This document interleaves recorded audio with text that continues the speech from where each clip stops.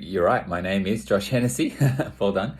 I am a sound engineer and producer at Pivotal Music. I'm also one of the co-founders of the company. It's actually a business that I run with my cousins. They're based in New South Wales. I'm based in Melbourne, and we both kind of have a studio that we're working out of. I do most of the work, if not all the work, for the Melbourne stuff.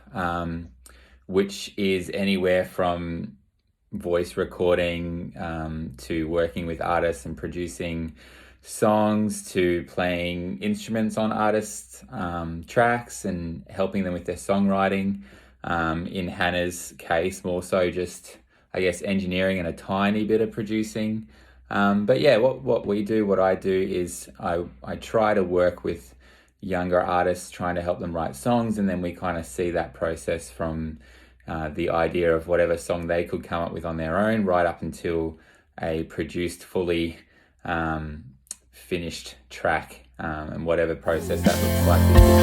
Because life shouldn't be lived by the broken hearted, and you should have thought of that before this started. That is a wild story. So when I started the business in Melbourne, I had no clients, and basically it was the whole concept of the business was birthed out of this kind of hole that I'd noticed being an artist and in a band myself for new songwriters, new artists to be able to start recording better than demo quality recordings with people that kind of knew what they were doing, so that they could actually have something to hand, those pubs or those producers or those radio stations with confidence that wouldn't cost them $20,000 or $30,000. I was in a band for a while and I worked with a few great producers on some EPs and albums, and it just was such a sacrifice financially to be able to, or a commitment, I guess, financially to be able to have something that you'd stand behind. So that's why I started the business in the recording. And so when I did start it, I started just cold calling singing teachers saying, hey, do you know any artists that kind of fit this criteria of, just starting songwriting, or they might have written some songs for a while and not really know what to do with them, or not really have the money to go and get them recorded or produced properly. And I came across Hana, and I remember the conversation quite well. It was a few years ago, and she basically said, well, I probably could refer you a couple of people, but what about me? Which, looking back on it, is so Hana. And so she rocked up on my doorstep with a notebook of songs, and we jumped in the studio, and she saw my really humble looking empty room with a piece of carpet on the wall, and she brought her own songs, and that's how we met. So we didn't really have any connection before that point. I was like a cold caller calling someone that I had no idea about, and she was, I don't know, gutsy enough to say yes, and that's where we started.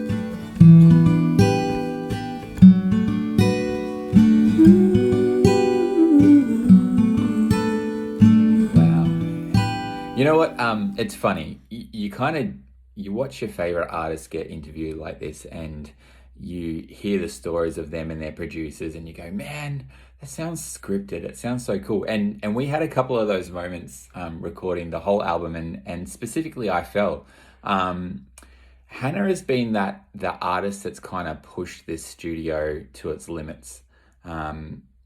So every song that she's brought to the table, every step of the way, every time she's come into the studio, I've kind of had to be like the music teacher with that student that's kind of starting to overtake them with ability. And so when we got to this album and when we got to this song, it was kind of like, gee, I hope she doesn't challenge me beyond what I've built for us to be able to do in the studio. And when we got to I Fell, we've been to and froing about what it was going to look like. We had a few different versions. We had a full band version of the song that was pretty much done. And I remember it was the day that Troy came in to record his guitar. Everything else on the track was done. We had drums, we had bass, we had a whole bunch of stuff. And Troy came in, he recorded his guitar take. And I remember sitting back, I was actually trying to recall how it happened just before. I can't remember whether it was Hannah or myself that said, you know, it'd be fun if we did like a live take. And if you've seen this studio, I'm building a studio room at the moment. So at the moment, I'm operating out of this little rental, the size of a bedroom with some type of portable sound recording barrier. And so the idea of doing a live take of even just guitar and vocals is extremely intimidating. And Hannah and I looked at each other, and it was like a moment of, you reckon we could do it? Oh, I don't know. We could give it a go. And we set up this real makeshift. We had Troy in the corner. We had a mic in front of him on the acoustic. We had Hannah in the other corner with this big, massive divider between the two of them that I'd built myself in a frantic rush when I was moving house. And the two of them couldn't see each other. So that the fact that it worked out the way that it has is ridiculous, considering they couldn't even communicate, with each other during the song. And we just said, let's do it for fun. Let's press record, see what we get. And even at the end of the song, I had this feeling that Hannah had just kind of enjoyed that we could do that. And I didn't expect that it would be the version of the song that everyone was going to listen to. So yeah, we did a live take. Hannah and I found this really cool live sounding filter that we could put over the whole track, and it sounds to me, and what we were going for, like it was like a version of this song that sounded like she'd sung it in a jazz club, and that's what we got. And I think we're both pretty happy with the result. Into the sea.